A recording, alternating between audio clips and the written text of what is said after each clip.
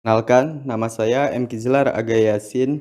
Saya merupakan peserta Latsar CPNS Kementerian ATR BPN tahun 2022, gelombang 1 Angkatan 7 kelompok 4 dari Unit Kerja Kantor Pertanahan Kota Bandar Lampung. Saya akan menceritakan mengenai pembelajaran hari ini. Pembelajaran hari ini merupakan pembelajaran agenda 3 dengan materi Smart ASN dan Manajemen ASN. Pembelajaran dilakukan dengan sinkronus dan asinkronus. Yang pertama mengenai Smart ASN. Sebagai ASN masa kini, kita wajib memahami mengenai literasi digital. Literasi digital banyak menekankan pada kecakapan pengguna media digital dalam melakukan proses mediasi media digital yang dilakukan secara produktif. Seseorang pengguna yang memiliki kecakapan literasi digital yang bagus tidak hanya mampu mengoperasikan alat, melainkan juga mampu bermedia digital dengan penuh tanggung jawab. Dalam media digital juga terdapat etika dan skill bermedia digital. Banyak hal positif yang bisa kita dapat dari media digital, akan tetapi banyak hal negatif pula yang harus kita hindari. Di antaranya, yang pertama, informasi hoax, yang kedua, ujaran kebencian, yang ketiga, pornografi, yang keempat, perundungan, yang kelima, konten negatif lainnya. Terdapat pula hak dan kewajiban dalam dunia digital. Yang pertama, akses dan tidak diskriminatif. Yang kedua, kebebasan berekspresi dan mendapatkan informasi, kebebasan berkumpul, berkelompok, dan partisipasi, perlindungan privasi data, pendidikan literasi, perlindungan hak anak, hak mendapatkan pertolongan terhadap pelanggaran hak asasi. Selanjutnya, mengenai manajemen ASN.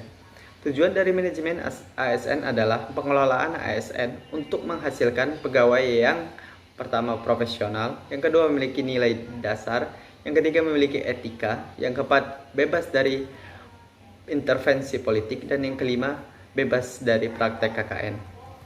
Berdasarkan Undang-Undang Nomor 5 Tahun 2014 mengenai ASN terdiri dari PNS dan P3K.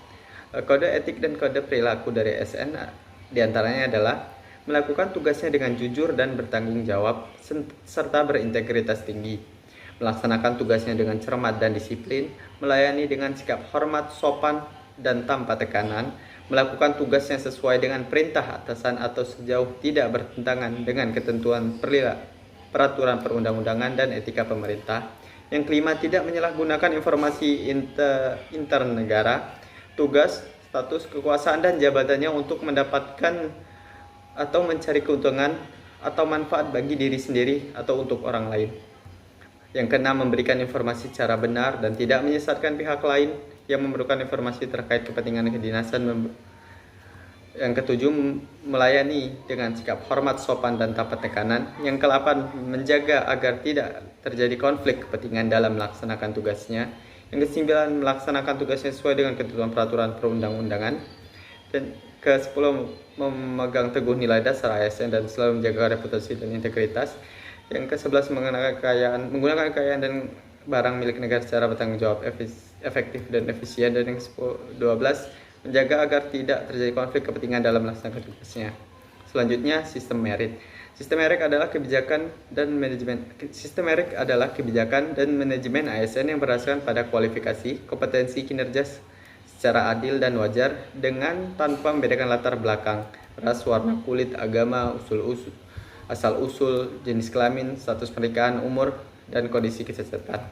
Selanjutnya, dalam manajemen PNS, yang pertama menyusun dan menetapkan kebutuhan, yang kedua pengadaan, yang ketiga pengangkatan dan pangkat dan jabatan, yang keempat pengembangan karir dan pola karir, yang kelima promosi, yang keenam mutasi, yang ketujuh penilaian kinerja, yang kedelapan penggajian dan tunjangan penghargaan, yang ke-9 jaminan pensiun dan hari tua, yang ke-10 disiplin. Selanjutnya untuk manajemen P3K, yang pertama penetapan kebutuhan, yang kedua pengadaan, yang ketiga penilaian kinerja, yang keempat penggajian, yang kelima pengembangan kompetensi, yang keenam pemberian penghargaan, dan yang ke-7 disiplin, ke-8 pemutusan hubungan perjanjian kerja, dan yang ke-9 perlindungan. Sekian dari saya ucapkan terima kasih.